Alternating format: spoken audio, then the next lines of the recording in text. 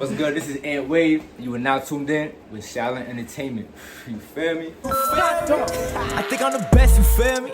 Put it to the test, need my girl obsessed, won't take nothing less, you feel me? She make a mess while giving a neck, then I do the rest, you feel me? If you got something to say to me, say it, get it off your chest, you feel me? I really am next, you feel me? I think I'm the best, you feel me? Put it to the test, need my girl obsessed. We finally got you locked down, bro. Welcome to Shaoliiin. Happy to have you here, bro. Thank you for having me. How you feeling today? I'm feeling great, feeling good. How you been doing through this pandemic? Honestly, I've been doing pretty good through the pandemic. How you been keeping busy?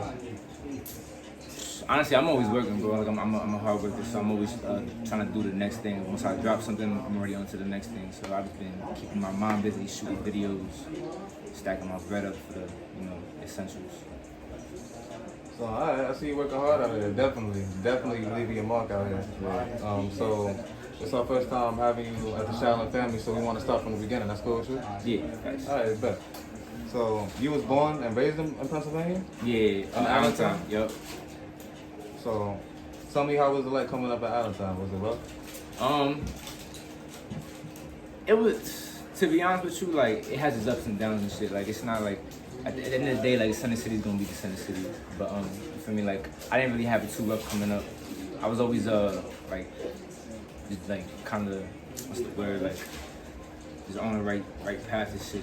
I kind of just had I had the vision before other people had the vision. So, but, yeah, it has its ups and downs, though. Alright, so like, you dealt with any problems coming up at school? I heard that you got into a couple of fights. Yeah, man. That shit happens though. Like, that's just regular. It's regular teenage stuff, yeah. right? I try not to promote all that. Alright, but it's cool if you don't want to talk about this. But I saw pictures of you with an ankle monitor. Yeah. Is that a closed case? Can you talk about that?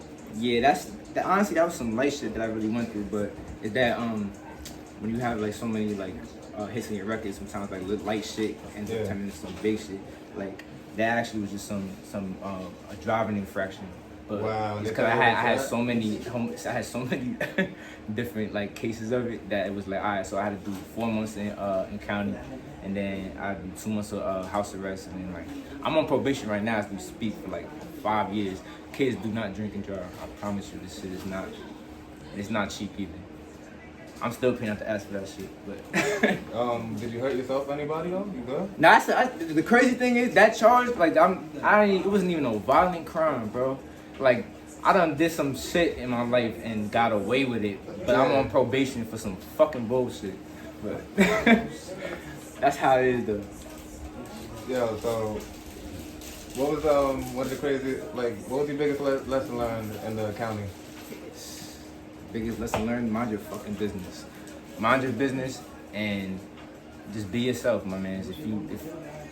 If you the tough guy, make sure you always a tough guy 24/7. But if you wanna mind your business and stay out the way, nigga, you gonna have a decent time. Just play your role though, definitely. What's the biggest lesson that you've learned coming up being raised in Allentown? Because I heard you made songs like product of the environment. Yeah. I've been trying to catch my breath, I cash these checks to pass the stress. A nigga when I got a pass on that. I've been to bed, they come back hated. I was done and I with no money, they left me stranded. Had to get up on my own 2 feet. Don't you see? I was the one that was at the D. Definitely watching you be around, and you gotta know that the people that surround you, the people that you're with, is your people, because it's a lot of people that cross you and stab you in the back for some nothing. So definitely make sure the people that you with is really solid and they with you, they're your people. Yeah, but that's just kind of just like growing up in the environment that I grew up in. You kind of just gotta like watch who you be around and watch who you trust and shit, and know that your circle is really your circle. And know who you really around. Alright, but those are some wise words, bro. That's a fact, man. It's crazy. You live and learn by experience. Sometimes you're gonna learn the hard way, but shit, if I can prevent some shit, it's what it is. But let's get into your music. Speaking about getting stabbed in the back and betrayal, I hear that a lot in your music. So have you dealt with something like that personally? I think honestly, I think we all have, whether it comes to like a friendship or like even like some like a lover or some shit. You stab on the back. We all kind of went through betrayal, but a lot of times like the way that I like express the way I feel about that shit, I'd rather just put it through music. You feel me? So it's like, cause at the end of the day, I'm not the type of person that's gonna like stab me in the back. I'm gonna like lash out, especially if you was a close friend. Cause at the end of the day, it's like, damn, that's kind of like a hurt piece to me. So now it's like, all right, I know how to play this now. I'm gonna do what I do on the side, but I'm like express that shit more through my music. I think you don't even write nothing anymore, bro. So it's really an expression. It's all just coming off the top now. Yeah. That's honestly, I found that melody. That melody. I found that method when like I learned how to engineer. Yeah. So like once I learned how to engineer shit, shout out Nadi. He taught me how to do my own shit. So like ever since then, like he would just leave me in here like, yo, go ahead and like practice and shit. So like I'm practicing engineering. I'm like, man, I'm just gonna record myself. So I run in the booth real quick, boom, say some shit, come back out like, that sounds alright. And then from there, I was like, that was just kind of my method of making shit. So I'm like, I'm not gonna write shit no more. If I could literally just go running that shit real quick and come right back out. So I just do like 4 bars here, 8 bars here, boom, boom, boom.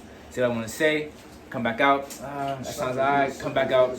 And bro, like that's how, bro, when Red-Handed came about, that shit took like, no lie, I think I was in here for like 8-9 hours, bro. But just like straight, just me in here, just like by myself. Like, alright, so boom, I'm gonna talk about this. And then run in the booth, come back out, alright, I'm gonna switch it up. Let me talk about this now, like just going through shit that I was going through. So that, for real, I feel like that method is just better. Cause I feel like when I write and you try to record it in the mic and shit, you can tell you reading it. You sound like you're reading it on like a paper. It's not natural. Like the fans can tell that shit. Right. Like you produce Red-Handed yourself? Yeah, but no, I wouldn't say, I didn't produce it. I didn't make the beat. Okay. But yeah, I engineered it myself. I mixed it. Got it mastered, all that myself. You mixed, mastered, and engineered that yourself? Yeah. That's a masterpiece right there. Nah, bro, that really is my masterpiece. I ain't gonna lie. Like that's my baby.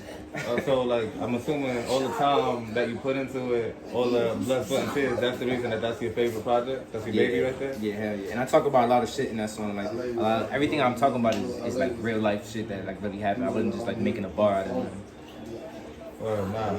And we fuck with the transition, we fuck with the melody, we fuck with the switch up. We fuck with Tribeca, we fuck with Luke Kane. Yeah, we got it. The list goes on. But right now our favorite is our favorite project is No Auto Way. Yeah. And yes, you feel me is our favorite project right now. Even though you say you was just having fun and you wasn't even go hard on it, I felt like you went crazy on it. I mean, like yeah, but me having fun is I like to win when I have fun though. Yeah. So like, like I had to tap into another element. I had to get in my bag. You feel me? Like I fuck with that album though. Like that's also another album too that I really didn't push that crazy because it was just really me showing the fans like yo, I can do this shit too. Like I make songs. I do melodize. I can sing a little bit. But I can still rap, like I'm still here. Like you doing all this freestyle? Do you still have a message behind your music? Yeah, always. Like everything that's why I feel like the freestyle come more natural because when I'm freestyling, it's shit that I'm thinking about. It's on my conscience. So like it's shit that I'm really going through. It's something that's happening. Like if I'm writing shit down, I'm just trying to make shit rhyme. And for me, I'm just like, all right, so this goes with this and this. All right, the hook's over. Like I feel like it's just too structured. It's too like that shit's outdated. Don't do that shit no more. Honestly, if you hear music like now, like a lot of people is coming up with unstructured songs and shit. Like it's just I don't know. It's just more natural. Like, you catch the vibe when you kind of like feel that artist more like oh I can tell they just really made that shit off the vibe and it came out like oh shit I can vibe to this. Like when people try to create the vibe and sometimes it just don't. Yeah, some people try to force the vibe. Yeah, it don't work.